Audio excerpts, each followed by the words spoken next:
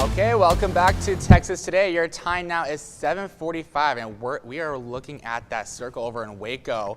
Yeah, look at that roundabout. Traffic making its way through. The sun is finally coming out to play, and here joining us to talk more about the weather is, of course, our meteorologist, Faith Colbert. Hey, Faith, how's it going over there? Hey, yeah, we're still seeing lots of clouds on my end, Brandon. So that cam was over in Waco. We're a little bit further south in Temple now, where this blanket of clouds is still over us because that front is still moving through. So depending upon where you're located at in the region, depends on how much sunshine you're seeing right now.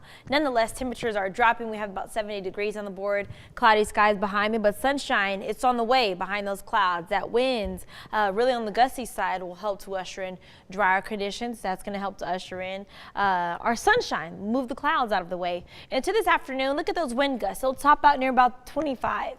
If not 30-mile-per-hour winds. And so what that's going to do, it is going to make us feel better as far as our skin, you know, walking the dog, maybe going outside for a run. It's going to feel nice, but it's not going to be nice for Mother Nature, sort of say. The reason being because our drought monitor, obviously, like I've been mentioning, without any sufficient moisture, without any sufficient rainfall, over the past couple of weeks, drought monitor has only gotten worse. So abnormal, moderate, even a little bit of that severe drought conditions are starting to peak into our area. And so with the stronger winds, a dry passing cold front with no rain, it's really even more emphasis on these burn bands. Fire danger will be a little bit more elevated today because of that front ushering in really lower dew point values. Excuse me. And lower dew point values really is what we use to track moisture in the atmosphere. And so as you can see, many of us that are still waiting on that front to come on through, sitting at about the low 70s, areas behind that front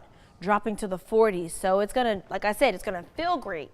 Conditions are going to feel great, not as great for those drought conditions. Our grounds are very dry, too dry, really, actually, is what we were seeing. But it's gorgeous. Look outside. Our Killeen Regional Airport cam, it doesn't get much better than that. That is just a gorgeous way to start the day off with. I'm just going to really take in that before we switch onto our 7-day. Look at these flags blowing. Like I mentioned, it's going to be a breezy day. They'll sustain winds up to 20 miles per hour, gust near 30-mile-per-hour winds later on. So it's going to be a breezy day across our area here for us. Here's a look at our 7-day forecast. Look at what we're watching.